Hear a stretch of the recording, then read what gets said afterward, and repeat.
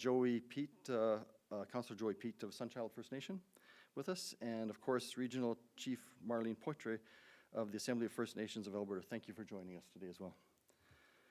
And also in our audience, we have with us the amazing Jason Steppen, the MLA for Red Deer South with us. Thank you for coming. So, unfortunately, this isn't an announcement that we really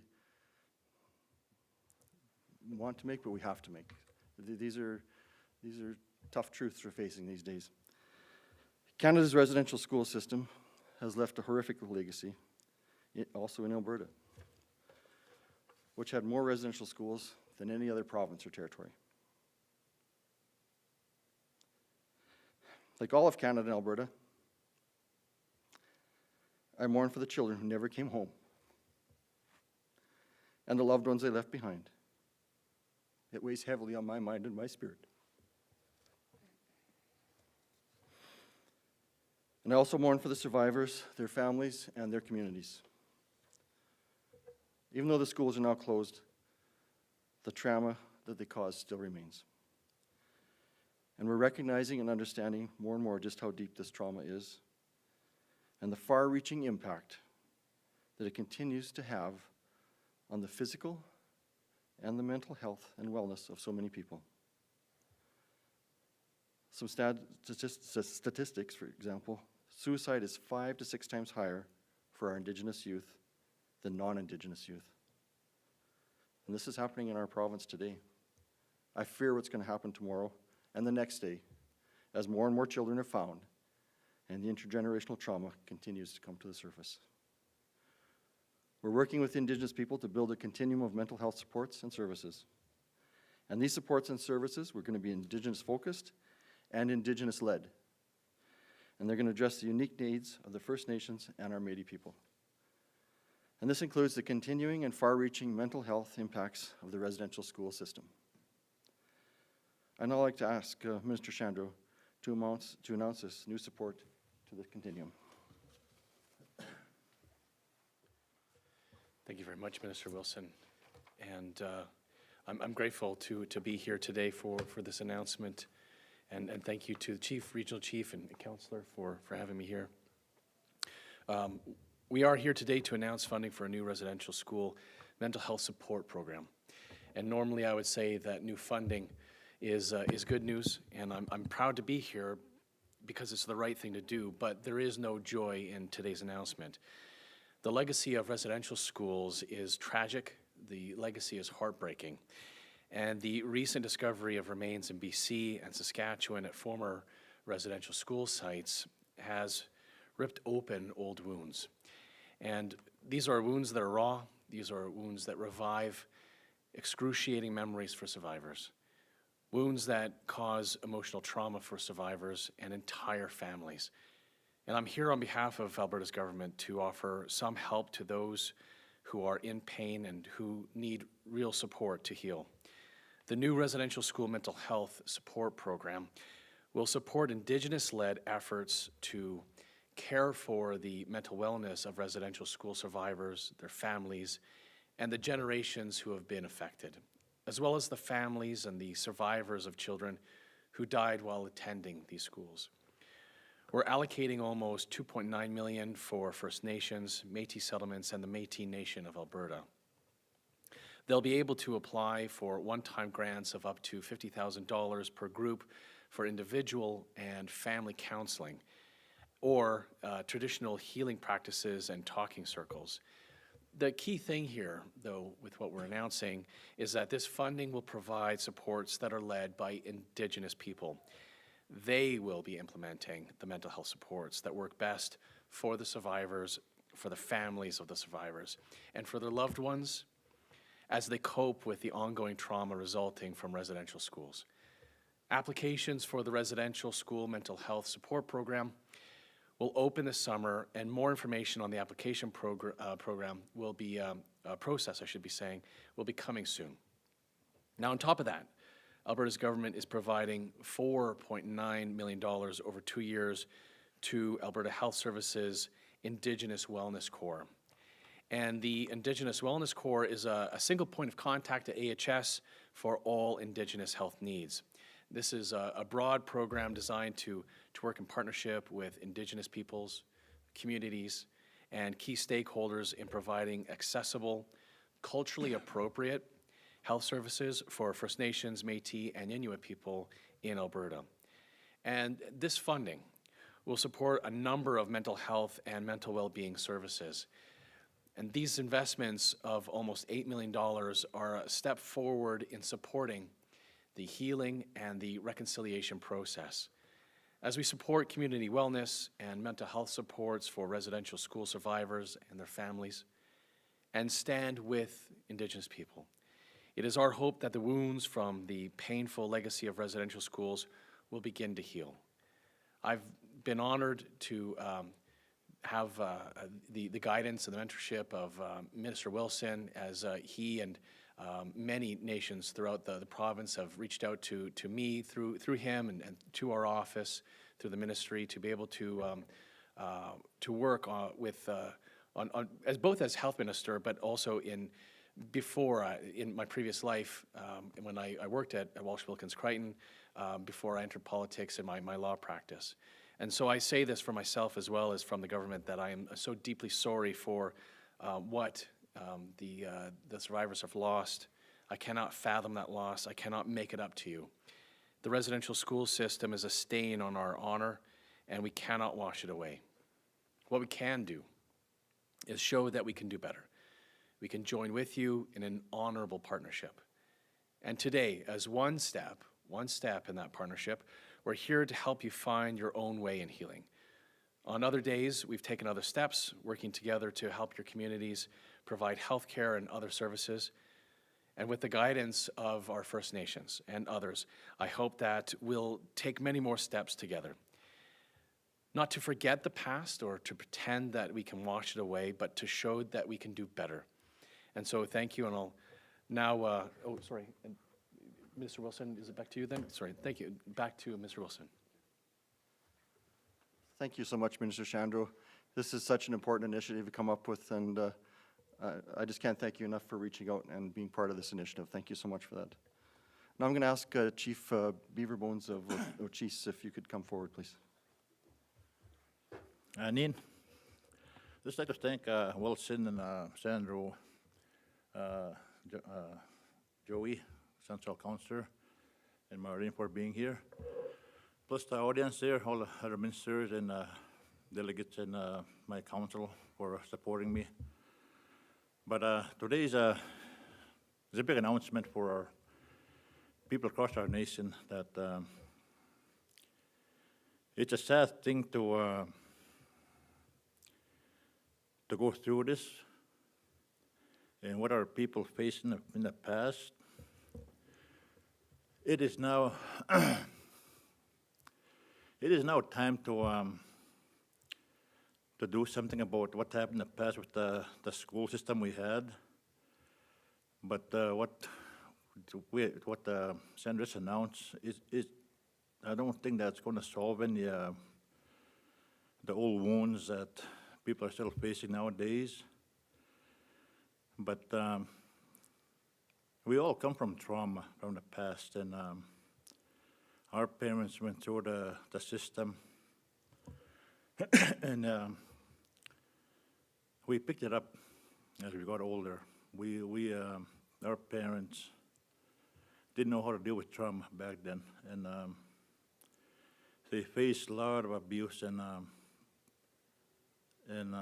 it got passed down to us, right around us here, our people, the people in the audience, and what they faced back then was very horrendous, and as you've seen on news, there's been a lot of kids that were they were put down for no reason at all, and that's unacceptable. And we went to Kelowna on July 1st. We went to the ceremony for the people over there, and you could feel the emotion there inside that arbor when I went in there. We did a pipe ceremony right in the middle, center of that arbor. you can feel the emotion. And when I went up to speak, I got really emotional, because you can just feel that there's a lot of people in that arbor, and once I started speaking, I can just feel the emotion coming out, and I looked around, and all you see were orange shirts right around the arbor. And before we had that pipe ceremony, they brought in horses, and the horses run around the harbor 4 times, and once they were done, I got my elders to sit in the center of the arbor. We prayed, and once they started praying, you could feel it. You could almost feel the kids.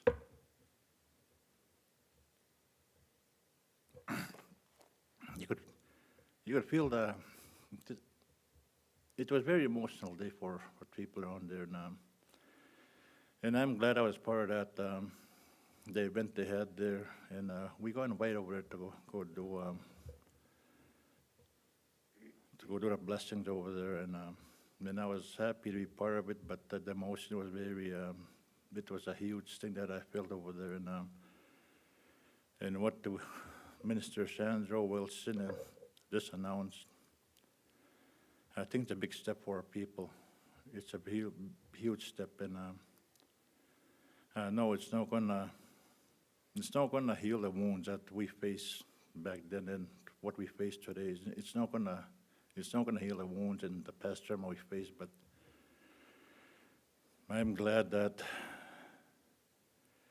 we got the funding to continue with the process we're facing, and to continue just to move forward, and just to keep moving, and the funding we need to keep moving. And I appreciate both ministers behind me, what they just announced. So it's a good day today, and I'm happy to be part of it, and thank you.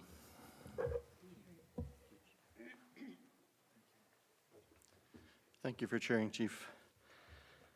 One of my friends told me the other day, she said, we can't heal as individuals, but we can heal as a community. And I think this is what we're going to start doing. I'm going to introduce Councillor Joey Pete next from Sunchild. Hey, good afternoon.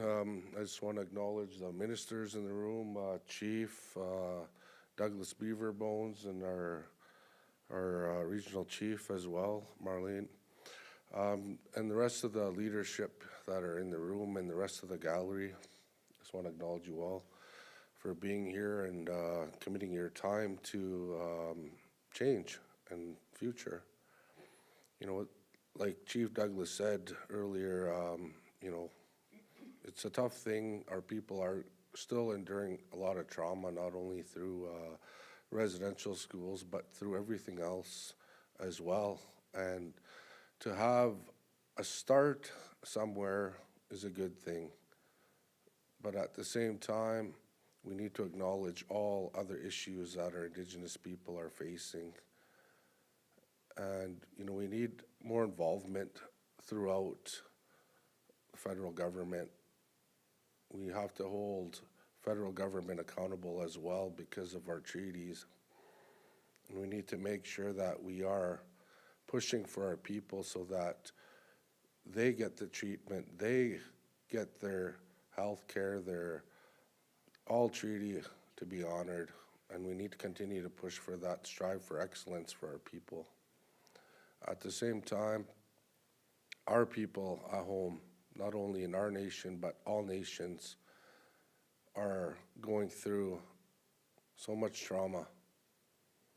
And it's a heavy load on the leadership to try to correct, try to fix the wrongdoings of the past. We are trying our best to do what we could do for our people, but with limited resources. So I just want to thank the ministers for stepping up and trying to start off somewhere, especially for residential schools and all the survivors and all the lost children in the past. But like Chief said, it's a good day. and we need to start somewhere. We need to start moving together forward as one, with one voice, one mind, one heart. Enough divisions. We need to be in unison together. But I just want to say thank you to everybody that's here as well. Inaskum din, inakum minnem, maga hayay miguch. Thanks, Joey, for sharing. I'm so honored today to have Regional Chief Patre with us. I've gotten to know her over the last couple of years, and she's become a close friend, and it's such an honor to have you with us today. Please. Thank you, Minister Wilson. That's it. The Tamskat now kakiao. Niga no tawina na naskama na skisigaw samina amigoya. I want to say thank you to Minister Chandro for the invitation to be here. Minister Wilson, always good to see you. We even met on the highway one time when those young men are walking across Canada. So I stopped, and then this other vehicle pulls up, and it was him. Chief Doug Beaverbones, and you know, it's an honor to be here with you again in your beautiful hotel. And Councillor Pete, thank you for being here, and I acknowledge your elder in the back there, the elders, and so thank you for being here, elder. I first want to say a huge thank you for all those children that are being found, that are making this become a reality. They are the catalyst for our healing, and it's time that we heal. And these funds will, you know, while it's a small step, and it's a step in the right direction, and only through our partnerships, working together, can we be successful in achieving that healing. You know, while a lot of our nations are focusing on nationhood, their sovereignty, and building up their economies, it's very important that you bring the people along, because that will create more success in our communities. And the way that we bring people along is that we provide the healing, but we have to ensure that the funds that are for the people, that it's easily accessible. Please don't let them go through all this red tape to access funding for their healing, because it's really, really, really needed right now. We have so many survivors that are in trauma right now, and a lot of them don't know what to do, don't know how to deal with it, and so this will really, really help them, you know, move in that direction to their own healing. One of the things that I've been pushing for nationally as a regional chief of Alberta is to ensure that our elders are certified to provide the counseling and the services that they provide through our ceremonies, because you know, they've been doing that for a long time, and they need to be compensated adequately, because they're the first point of contact that our people would go to. So I think it's really important to acknowledge that, and if you want to, you know, work with Indigenous people to ensure that the services that the people access is something that they're comfortable with, and that's going to help them in their healing. You know, our people have put up with so much for so long, and you know, I think it's time that we start our healing journey and take our rightful place in society. That's what's been the missing link throughout all these years that we've been on this land, and I really looking forward to working with the province, and thank you for the opportunity, and you know, to help us to begin the healing in our communities and our nations. Hi, nanaskum now, kakeo. Thank you, Regional Chief Patre. What a great mentor you are for all the young girls out there. We need to get them involved in politics more, so thank you for doing that. And she works so hard for all the Indigenous people all across Alberta. I see you everywhere, so thank you for coming today and taking your time to be here. I'm going to now turn it over to Q&A to Adrian. All right, thanks, Minister Wilson. That concludes the formal speaking portion of our news conference. We will now take questions from the media.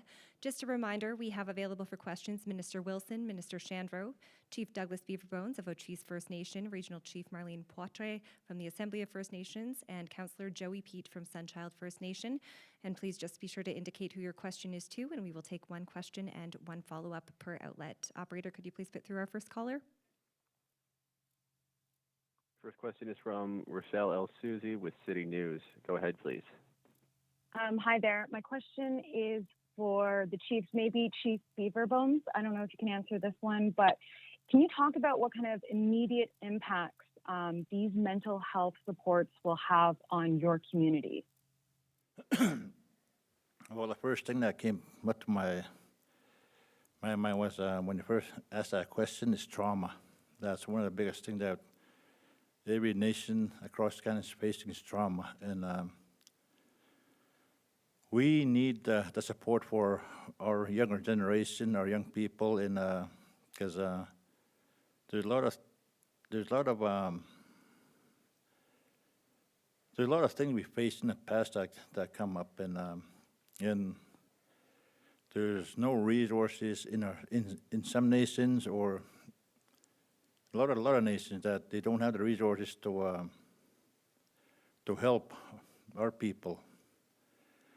And what Sandra just announced today, that's going to be a huge benefit for nations across Canada. And I think trauma is the biggest issue we are facing, and that's one of the things we're going to focus on is helping our people with trauma, addictions, and so on and so on. But if the resources are there, we can help our people and to heal and to continue healing. And that's it. Thank you.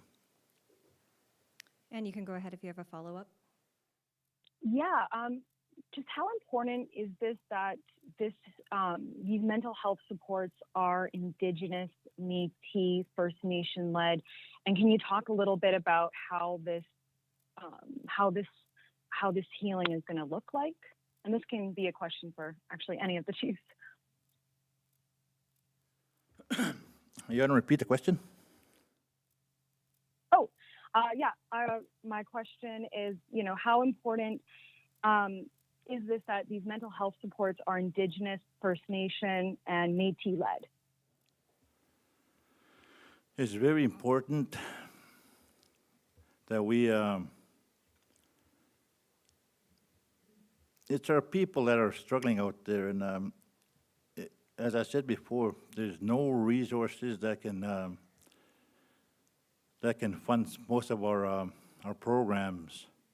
And what Sandra and Wilson just announced, that's going to be a huge, it's a huge thing for many nations across Canada. And with the dollars available now, we can start setting up programs, reaching out to other nations for support, or bringing more resources to help our people with addictions, young people, old people. It's a huge thing. And but what I just said was trauma is a huge thing that we need to that we are facing. And without this money, we would be still out there struggling with trying to get the outside resources to come and help our people. And I'd just like to thank Sandra Wilson again for making this announcement, and it's a big thing for people across Canada. And I'd just like to thank him again, and because in our community, we just lost a young lady here yesterday, and my heart goes out to the families that lost their loved one. And we have been facing an epidemic, and we're still facing it today, every day. And as I stand here today, and with the announcement that the minister has made, I'm very grateful that we can help our people like we just faced yesterday. And it's just a thing that we all need. And in the past, we have faced suicides, we faced overdoses, and, but it's sad to see young people go through life and without getting the resources that we need out on each nation. So I'm going to leave it at that, and I hope that answers your question. Thank you. And I believe that Regional Chief Poitras would like to respond as well, followed by Minister Shandro to that question. Thank you for the question.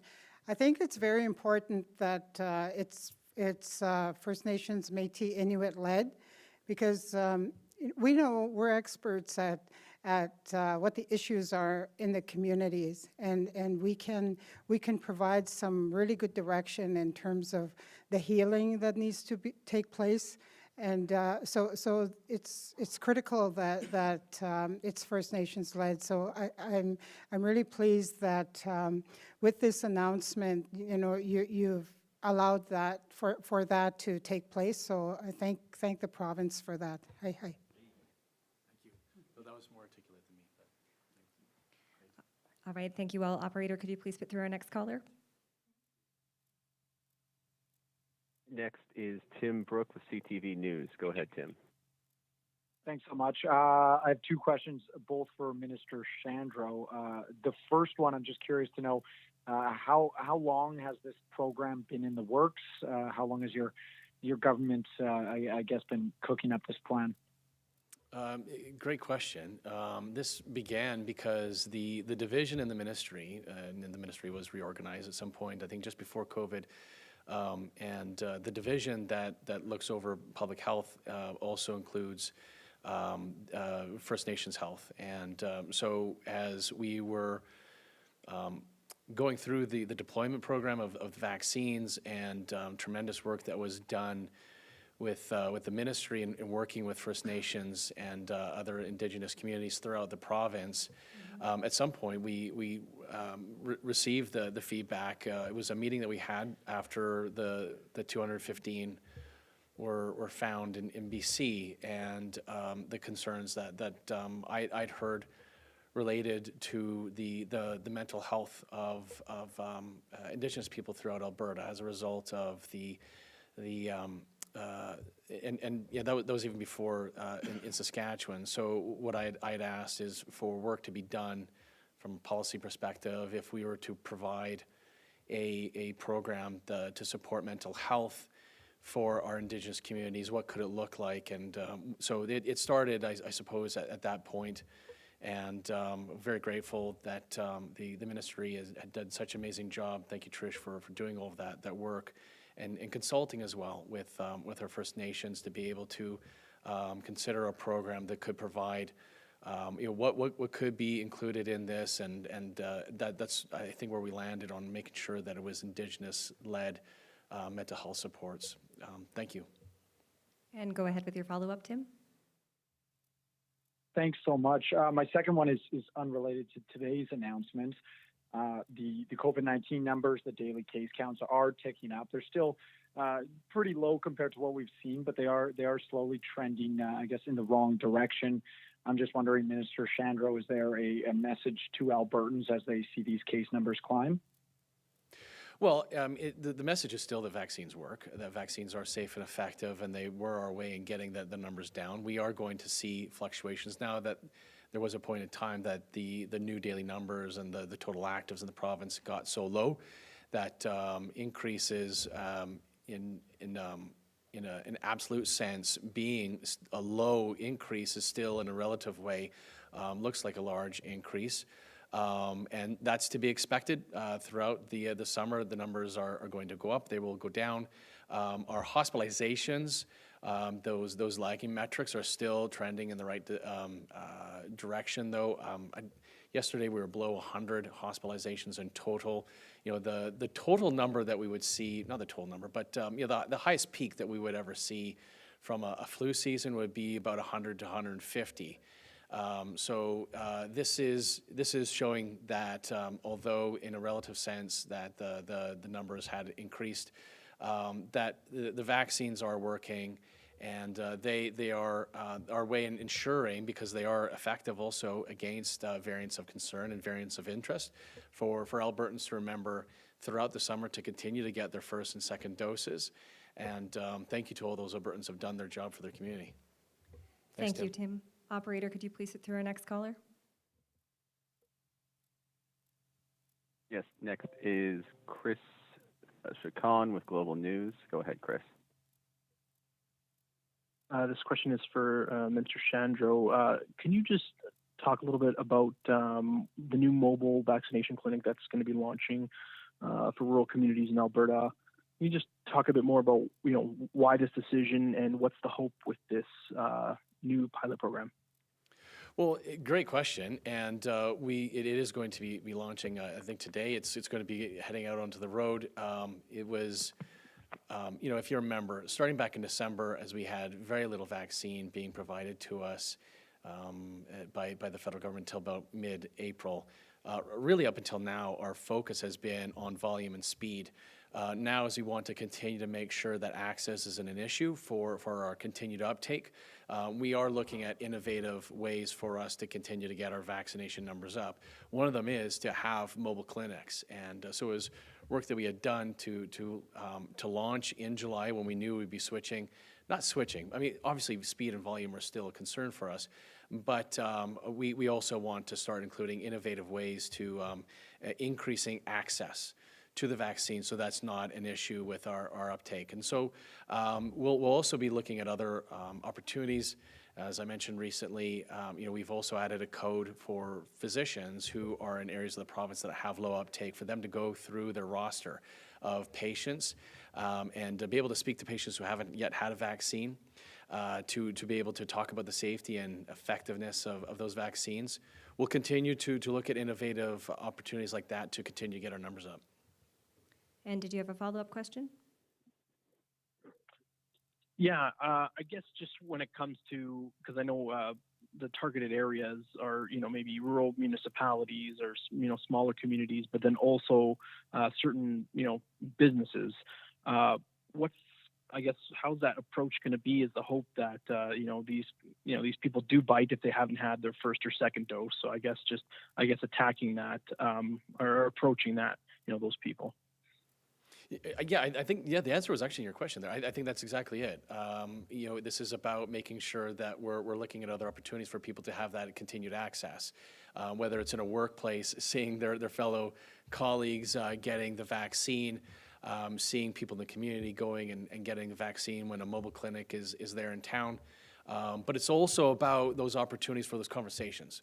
When we are reaching out, whether it's through the mobile clinic or opportunities for vaccines in a workplace, those are the opportunities those are the opportunities as well for people to have access to a health professional who's there to be able to ask questions about the safety of the vaccines, the efficacy of the vaccines, and making sure that the best information is there in front of the patients.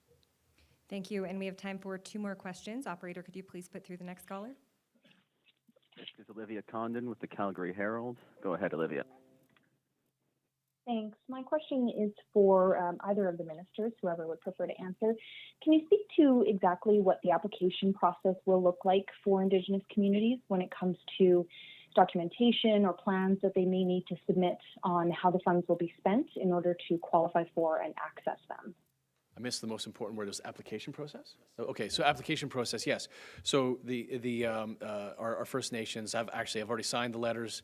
And so there is correspondence going to all of our First Nations and Métis settlements, as well as the MNA, for them to understand and see the application process, as well as the contact information for those in the ministry who can answer any questions that those Indigenous communities might have. So it's a simple process. Quite frankly, we want to make sure that it's simple. I think, as the regional chief pointed out, we don't want to have red tape in the way of making sure that these mental health supports are available to these communities. All right, and Olivia, if you had a follow-up question, please go ahead. Sure. Yeah, my follow-up is just about around deadlines as far as applying for and how long will the funds be accessible for. Oh, Trish, you mind if I pose on you for that question? The funds will roll out almost immediately based on And deadlines? Okay, so the deadline will be December 30th, and the funds will be rolling out almost immediately as soon as those applications are coming in. Thank you. Good questions. Thank you, Olivia. Operator, could you please put through our last caller? Final question is Evelyn Eiselin with CBC. Go ahead, please. Hi, my question is for Minister Wilson. Minister Wilson, I was wondering if you would comment on the Athabasca Chippewa First Nation seeking a formal apology and reparation for the harm done to Dissoulinet people during the creation of the Wood Buffalo National Park. I see our Minister of Environment is here, Minister Nixon. Would you like to jump in on that? I'm not really up on that one too much. Maybe Minister Nixon can help me out here. Thanks for coming by, buddy. It was meant to be. We are in discussions at Alberta Environment with our counterparts in the Federal Environment Minister's office about the concerns that have been presented by First Nation communities when it comes to Wood Buffalo National Park. I have my team at Alberta Environment doing a bit of a deep dive into the history of that situation. At the end of the day, that is a national park. There are several overlapping concerns that Indigenous communities in the area and the Alberta government have as far as the management of the park, particularly when it comes to the diseased buffalo within Wood Buffalo National Park and its impact on the Ronald Lake bison herd and other endangered bison herds that are very important to Indigenous communities in the area. But as for the specific concerns when it comes to the impact of the creation of the national park, we're going to have a look at it and make sure that we're supporting our Indigenous communities with their communication with the federal government. But at the end of the day, that park belongs currently to the federal government, and we will be very interested to see what Minister Wilkinson has to say about that in the future. And go ahead with your follow-up. This will be our last question. Thank you. I don't have a follow-up. All right. Thank you all very much for joining us today. That concludes our question and answer portion of the news conference.